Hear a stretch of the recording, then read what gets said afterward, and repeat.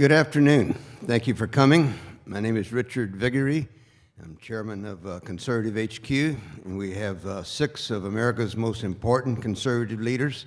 They all head up major conservative organizations, and these organizations were in the forefront of the effort by conservatives to define this election, actually to help nationalize the election around important conservative issues such as no amnesty, national security, and the Obama administration's culture of lies, lawlessness, and corruption.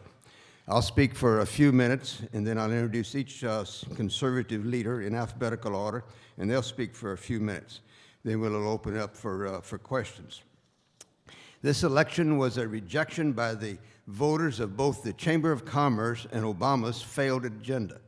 Every Republican candidate ran as a born-again conservative, campaigning in opposition to Obama's big government policies. Once again, we see that when Republicans present a conservative alternative to the Democrats' big government policies, the voters reward them with a big victory, as they did when Reagan ran for president in 1980, his re-election in '84, Gingrich's contract with America in 1994, and the great Tea Party victory of 2010. However, when these same Republicans present a can't we all get along, let's compromise with Democrats and grow government agenda to the voters deal them a big defeat, as they did in 2006, 2008, 2012. The voters gave the Republican Party a mandate to do what is necessary to undo, obstruct, and oppose all of Obama's efforts to ignore the Constitution and fundamentally change America. No Republican ran on a platform of cooperation, conciliation, and compromise with President Obama.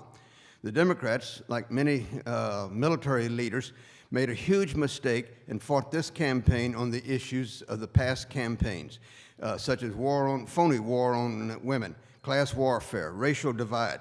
However, the Republicans campaigned on the issues of 2014, such as no amnesty, protect our borders, national security, American exceptionalism, less government intrusion and regulation of our lives, free market policies of build the XL pipeline, lower taxes, et cetera, et cetera.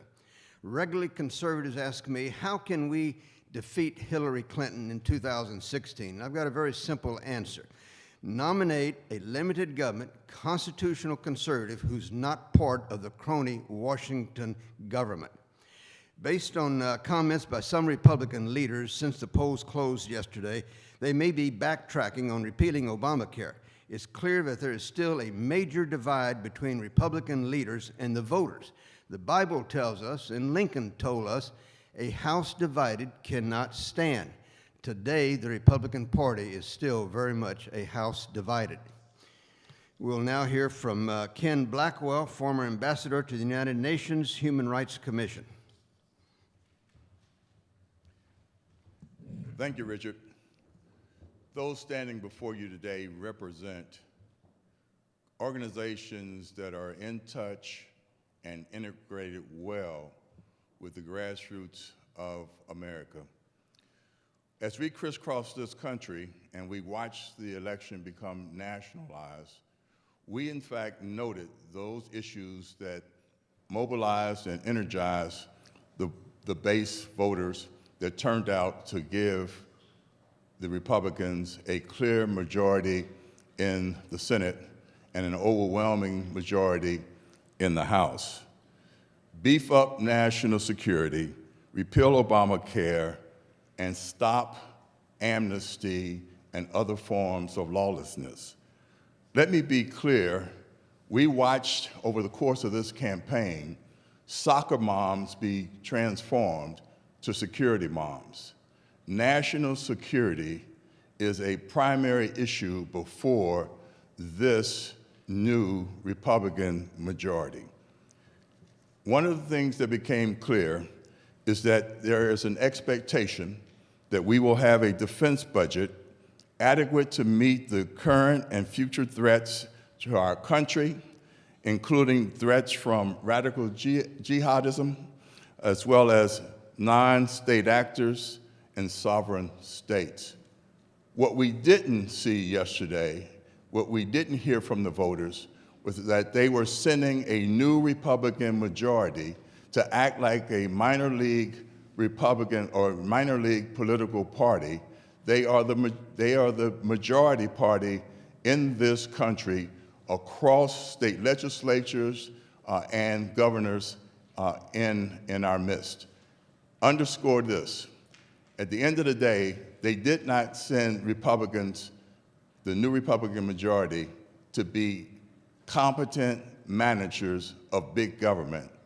They sent a message that they wanted leaders that would put us back on a course of limited government, expanding economy, that would put Americans back to work and make sure that we generated the revenue to take care of our federal government's first responsibility, and that is to keep our families safe.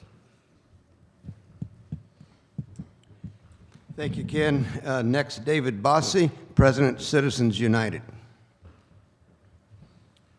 Thank you, Richard. I'm going to be very brief. It was a wonderful evening last night because conservative ideals won the night. And it really proved that Barack Obama and Harry Reid have been a national embarrassment for the last 6 years. Failed leadership, failed policy agendas, and a disaster called Obamacare. So let's face it, in October, when they're trying to gut the First Amendment of the United States, instead of trying to create jobs, instead of trying to fix the economy, you know their priorities are in the wrong place. Citizens United, our Supreme Court case, leveled the playing field, and we're very proud of the impact that had in last night's elections. A robust conversation, which is what a level playing field allows, really creates an opportunity for the American people to get information and make good decisions. Our future. We need to focus on doing the things that we promised during this election cycle, and that is repealing Obamacare. That is stopping amnesty, and that is cutting spending, decreasing the size and scope of government. And I'm just going to say, last night I heard one of the Republican leaders on TV say, you know, I don't know if we're going to be able to repeal Obamacare because we need to go first and foremost fix the economy. And my message to the Republicans in the House is repealing Obamacare is fixing the economy, because it's small businesses that are not able to hire. It is big businesses that are being impacted by the sheer cost of Obamacare. Citizens United's health care premiums are going up by 45.5% this month. That's an increase that's affecting every business in America. And if we can fix that, we can create jobs and create an atmosphere of growth and opportunity. So I'm excited about what went on last evening. I want to make sure that the Republicans hear what these conservative leaders are talking about, because it is those promises that we made last night. It is the promises that the candidates made that they have to live up to. And that's what we're here for, is to make sure that we help them along with that promise. Thank you very much. Thank you, David. Next, we'll hear from Brent Bozell, Founder, President for America. Thank you, Richard. Thank you for putting this on. The GOP won a great victory last night because every single one of its candidates ran as a conservative, and the conservative base, fearing Obama's far-left policies and the fact that they're destroying this nation, came out in droves. Voters spoke loudly and clearly and rejected big government. It is very important to stress this. Not one candidate ran as a moderate, not one. And the voters who voted for these candidates are not going to stand for business as usual from Republicans campaigning as conservatives and then governing as moderates. That's simply dishonest this time around. Republicans won a victory because every single winner successfully campaigned on a promise to repeal Obamacare. Every single Republican member of the United States Congress, House and Senate, will have publicly supported repeal when they formally take the majority in January. That's a unanimous promise to the American people to be against this. It is time to do it and stop talking about it. The Republican Party ran over 35,000 television ads on Obamacare alone in the month of October alone. They spent hundreds of millions of dollars overall. It's a moral obligation they have to follow their campaign promise and pass legislation to repeal Obamacare. Root and branch, as Senator McConnell pledged to do. A firm pledge. The first act of the new majority in Congress must be to keep its promise, finally, and move to repeal Obamacare as fast as the doors of the new Congress swing open. Challenge the president to veto this legislation. Take that veto to the American people. Have a debate. Republicans will win the presidency in 2016, I guarantee it. Conservatives will hold each and every single Republican candidate who won last night accountable for his or her promises. They need to join Senator-elect Ernst in making clear this is the #1 priority of the repeal majority. Anything less is betrayal, and conservatives will not forget. A Republican can forget winning the White House in 2016 if this is the case. Pledges must be honored. The GOP must reject its professional consultants and stop governing as big government Republicans. This will be a prescription for political and policy failure. Last night was a referendum, and the voters said enough of this. In conclusion, last night's results were not all that surprising. When the GOP runs against big government and on conservative issues, it wins elections. History bears this out. 2014, 2010, 2004, 2000, 1994, 1988, 1984, and 1980. They were all banner years for conservatives. When they ran as moderates, 1992, 96, 2000, and 2012, they lost every single time. Let this be a warning shot to all would-be 2016 GOP presidential candidates. No more moderates. If you want to keep your majority, keep your promises. Celebrate today. You earned it. Get to work tomorrow. Thank you, Brent. Next, we'll hear from Marjorie Dannenfelder, President Susan B. Anthony List. Thank you, Richard. Well, the bottom has fallen out of the abortion-centered war on women strategy. Why is that? Well, it is just the truth that women don't agree with the shrinking ranks of Emily's List and NARAL that unlimited, unrestriction abortion is the great liberator for women. That center did not hold, and that's why we will not see, again, an election fought on the Democrat terms in such a manner where abortion is at the center of its theme. American women, and frankly all Americans, are tired of the politics of division and grievance that have come from that elite guard at Emily's List and NARAL. Consider this. Emily's List endorsed women chose to remain silent on the issue of abortion this election. That's unheard of. That used to be only the Republicans in previous elections that did that.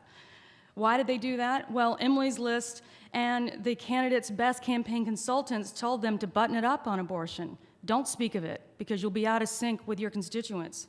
Kay Hagan, Michelle Nunn, and Allison Grimes, all devoted to unlimited abortion as a fundamental right, chose to focus on other issues. Clarity on abortion was the enemy for them. But as we have always said, and we have seen, hiding from this issue is impossible. Our candidates stood strong and firm while these three women were resoundingly defeated.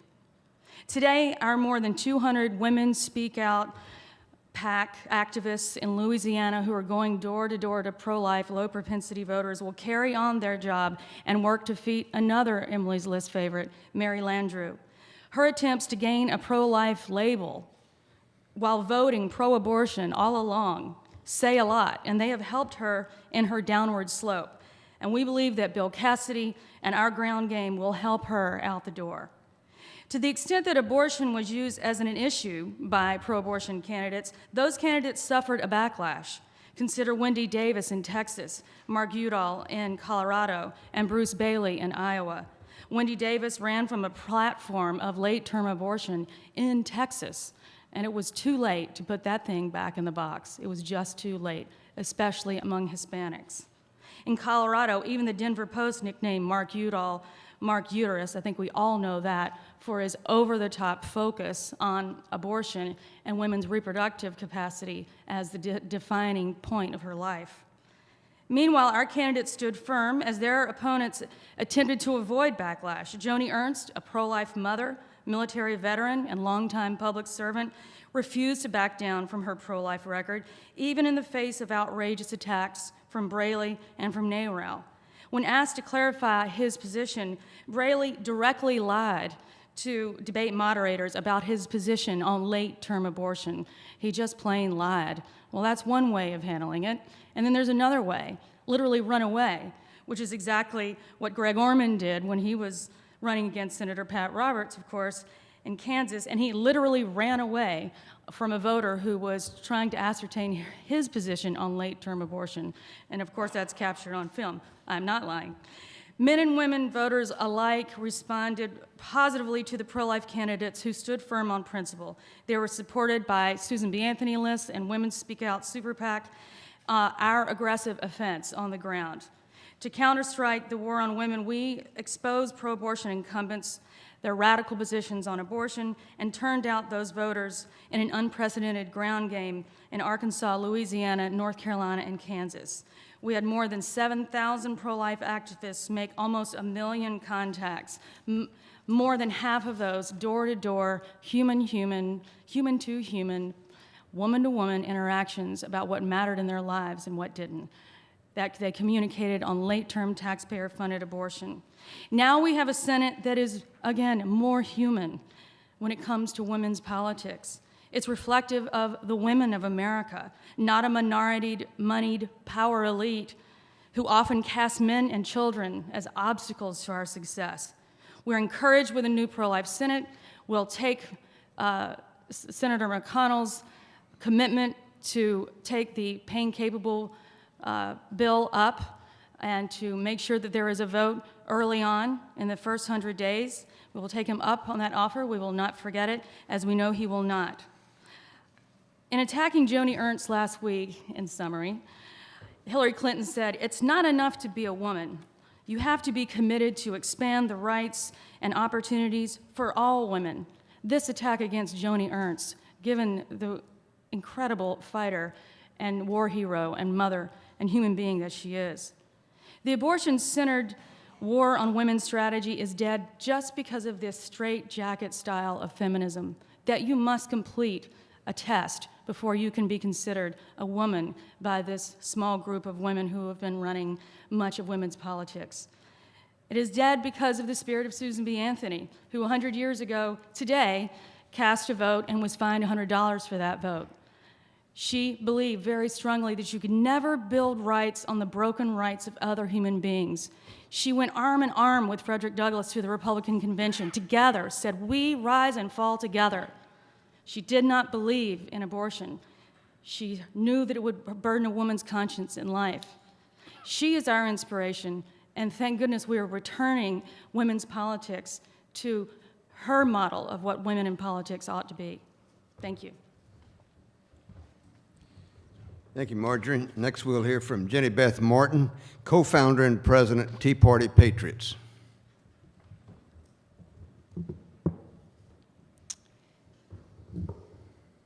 For Republican leaders, Speaker John Boehner in the House and presumed Majority Leader to be Mitch McConnell in the Senate, I have 2 words: earn this. Live up to your promises. Repeal Obamacare.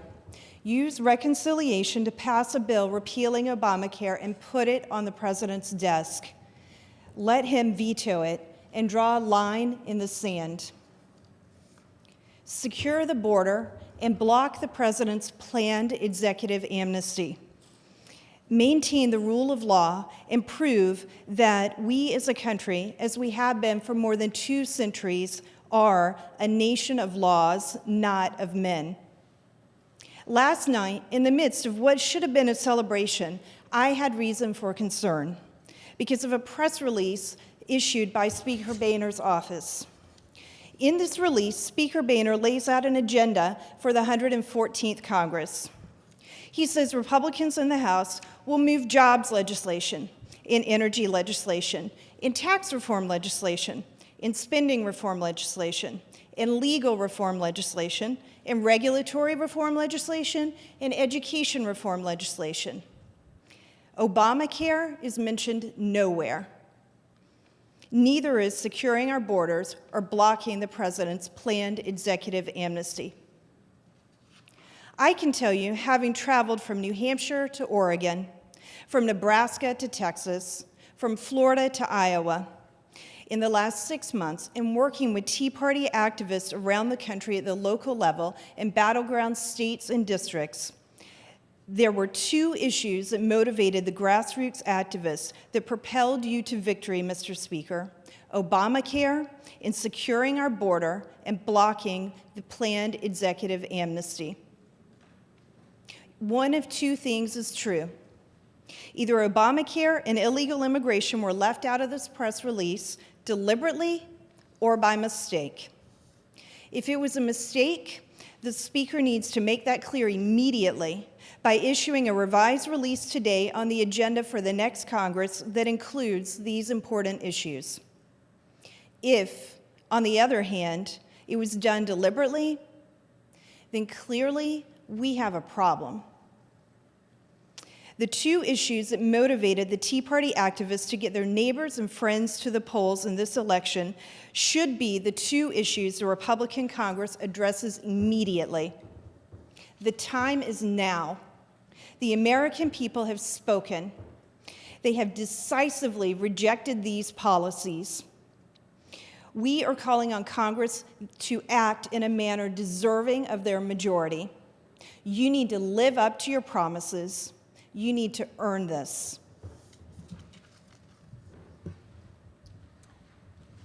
Thank you, Jenny Beth. Next, Tony Perkins, President, Family Research Council.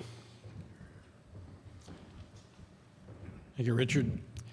I first would like to congratulate the candidates, not only those who won last night, but those who are in the arena. Our system works because people are willing to make themselves candidates, to get into this arena in our republic and take the hits, take the shots, work hard, raise the money, sell their ideas, and speak with the American people. That's what makes our system work. And so I congratulate all of those who were candidates last night in this election, but I also want to congratulate those who won. I want to congratulate the Republicans. In particular, I'd like to point out the RNC and Reince Priebus in the work that they have done in laying infrastructure, not necessarily supporting candidates, but laying the infrastructure so that the party could be successful. I think they've covered a lot of ground in closing the gap between the Republican and the Democratic parties, so he's to be commended for that. What we will see in January in this new Congress, will be the most pro-life Congress since Roe v. Wade, with almost every new GOP senator being strongly pro-life. This is significant. Look for liberals to start searching for a new battle plan as their fictitious war on women failed to serve as the decoy that they hoped it would be in attracting attention away from the failed policies of Barack Obama. Now, President Obama's wasn't on the ballot yesterday, but his policies certainly were. The American people have chosen to send a message by Republican Express. They've sent a message to Washington that Americans have had enough of the president's failed policies that have hampered our economy, endangered our national security, threatened our families, and trampled upon our religious freedoms. Enough is enough. Now, the ability of the Republicans to take and keep this new congressional majority and pave the way for the GOP to the White House in 2016 will require them to use this majority. I do not believe the American people have hired them to babysit America's demise. They have elected Republicans to undo the damage done by this president and return America to a position of strength, both domestically and internationally. And we stand ready to work with that new majority to accomplish these goals of making America an exceptional nation once again. But time is not on our side. The policies of this president have truly hurt our great nation, and we must immediately begin the work of rebuilding America, both domestically and on the foreign policy front.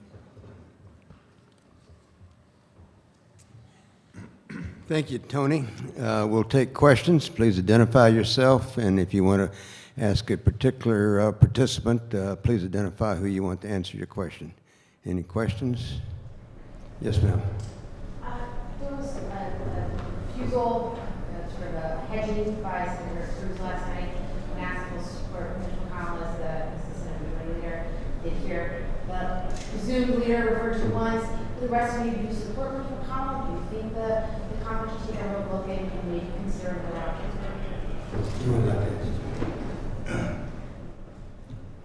I've been around the bases enough time to know that that decision will be made by the respective caucuses. And we, in fact, really do plan to articulate agenda and to establish the expectations of what we expect to get done. That is our goal, that is our objective, and then we, in fact, leave it to the majority of the Republicans who are in the Senate and in the House to pick their leaders. Can I ask here? This is not about personalities. Never has been. It's about policy. If Senator McConnell does what he pledged to do, we're going to be thrilled. And I think I can speak for everyone behind me that we'll throw everything we have behind him if he does what he campaigned on. We got to wait and see if he does it, but I hope he will. Next. Any other questions? You have a follow-up? I'll ask another. The government funding runs out on December 11th. At an RNC press conference earlier, Senator Moran got asked if the Obamacare should be defunded in the spending bill that comes up during the lame duck, or if the effort should be made in January. Obviously, you all want a full repeal, but that either not happening or that not being signed by the president. What are your thoughts? Do you think that it should be an issue in the December funding conversation? Should it be held for a later point? And how aggressive should Republicans be in using the spending legislation to try to get that done? 38 organizations signed a letter that should be made available to you. Look, our overarching objective as it relates to the lame duck is that there be no lame duck surrender. We will, in fact, engage as we have with the leaders and the folks who we help to elect to make sure nothing is lost in a lame duck session.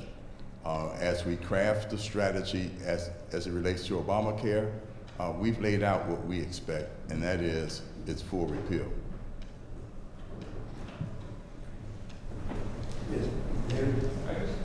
Looking back, so a year and a month ago, the establishment you've been discussing said that conservatives made a terrible mistake when there was a fight over funding of Obamacare in the fund resolution.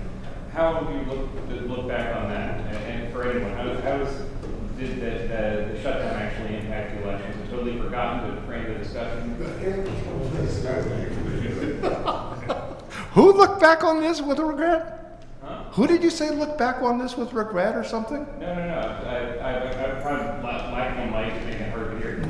How do you look back on it? Without regret, how do you think that ended up shaping the election? Well, there's this great mythology. Okay. And hopefully some of you guys in the press will explore this about what shutdowns do and don't do and what causes and doesn't cause shutdowns and what are the effects or non-effects of shutdowns. First of all, the Republicans never shut down the government. For once and for all, can we get over that? It's the president who shut down the government. Secondly, just as in 1994, it had zero impact on the race. As a matter of fact, a poll by one of your news organizations showed that 39% of the public blamed Republicans, 39% of the public blamed Obama, and nobody gave a damn. So this is just not an issue. I think what's more important is that this Congress address the will of the American people. And there's all sorts of stuff, not just Obamacare, that needs to be addressed where the federal government is taking taxpayer money and having a free-for-all where the taxpayers don't want it anymore. So I would say not just Obamacare, but there's a whole host of things that need to be addressed. Yes, ma'am. Cheryl Wetstein, Washington Times. Anybody have a comment on judicial appointments made as part of the lame duck? To make reference to what Ken said, there is a statement that's available here from the Conservative Action Project, which is a coalition of about 100 different conservative organizations across the country. This statement that was released this morning is signed by 38 conservative leaders. What they are looking for in the lame duck session is there is no surrender on anything, whether that be fiscal issues, an omnibus measure being pushed through, or judicial nominees, or the Attorney General position, that the Republicans hold the line and use whatever means available. And I think the American people get this, especially those who voted in yesterday's election. Depending on the state, depending on the candidate and how they ran as conservatives, the turnout was higher. We saw an increase in the percentage of evangelical social conservatives voting in this last election. We saw a decrease in those under 29 voting. We saw an increase in those over 65 voting. So we saw increases among those who are concerned about the direction of this country. That doesn't end today. It didn't end last night. I think what you're going to see is a more engaged electorate that is going to follow through on their vote. And that's why I think it's important for the Republicans. And we were supportive of many of these candidates, and I was out there campaigning with them, and they got it. They understood. Even Mitch McConnell yesterday said, "I have heard you. I have been listening." And so I believe that as long as, in this short period of time with the lame duck, the American people's message got through. And if in any form or fashion the Republicans begin to retreat on these values, these issues that they campaigned on during a lame duck, it's going to be problematic for the Republicans. And so I see them holding strong, and I see the American people backing them up in that position. Yes, ma'am. And be sure to identify yourself. My name is Salvamed, and my question is about. Who are you with? I'm an Islamic lobbyist at Capitol Hill, and I have my own lobbying firm. My question is about conservatives reaching out to the Muslim American population to deal with the national security challenges that we are facing. I wanted to get your comments about specifically Islamic values align a lot more with conservatives. We are pro-life, we're pro-business, pro-trade, less taxes, pro-family values, and all of that. And I wanted to know how we could partner and work together to address America's challenges.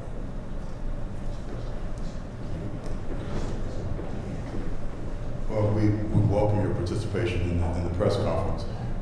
As Tony indicated, the Conservative Action Project is made up of well over 100 organizations, and each of the organizations, to varying degrees, interact with a diverse cross-section of our country. And there are Muslim Americans who are constitutionalists who work within that framework with many of our organizations. So we would encourage that continues. Any other questions? Yes, sir. Yes. I'm Josh Siegel with the Daily Signal. Specific to immigration, is there like an overall strategy that conservatives have as far as, if Obama does his executive action, how to stop that from happening? I've heard a lot of talk of defunding. Is there like an overall strategy that conservatives are kind of rallying around right now?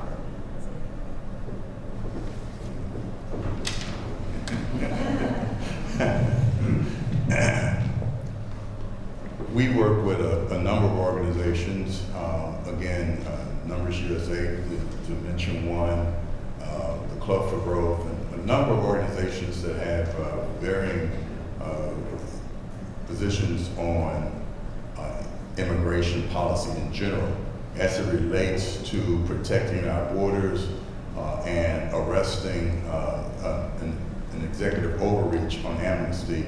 I think we're almost 100% united. Our strategy is, as Brent indicated, by any legitimate means necessary to stop that. If that includes not funding his executive overreach, we will go that route. But I would hope that the president will have gotten a message too, not just Republicans. The president should have gotten a message from these returns. We did nationalize the agenda. As he indicated, his policies were on the ballot, and they were roundly rejected. Hopefully, the president will in fact come to his senses, sit down, and take a rational approach to the mess that has accelerated on his watch. All the polling data show that this was one of the tipping point issues. The American people have no interest and are firmly, unequivocally opposed to all this discussion of unilateral amnesty by the president. Republicans all campaigned against it. Promises, promises, pledges, pledges. If they turn around and fund it, then they're guilty of it as well, but even worse, they will have lied to the constituents who put them into office. So I would hope that the president wouldn't do it, but if he does, I would expect the Republicans to stand up to him, and the first thing you do is tell him, Mr. President, we're not going to fund your lawlessness. Just to reinforce what Mr. Ken Blackwell said, the message that was sent by the voters yesterday was not just to President Obama and the Democrats, but it was equally for the Washington Republicans. And the voters spoke loud and clear, and I would hope that our politicians, both Republicans and Democrats, were listening. Any other questions? Yes, sir. Michael Larson with the Dallas Morning News. Do y'all expect that the Republican leadership in the Senate will be able to sort of effectively aggregate various voices within their own party? Yes. Sure. No. Sometimes that's like herding cats. We get it. But I think this election, as Genevieve and others said, we came and we sung out of the same hymn. It was very clear the issues that drove the base and gave us a historic majority. I want to underscore something. The Republican Party cannot act as a minority party. We have 31 governors. We have more state legislature chambers than we've had since the Great Depression. And we cannot act as if it is folks inside of the Beltway that's driving this conversation. It's folks outside of the Beltway that we've spent a lot of time interacting with. So we're not speaking from some private manual that we've crafted. We're just an echo chamber of the people's voices that we've worked with. See, I think it's important to note that the law of the jungle is define, eat or be eaten. The law of politics is define or be defined.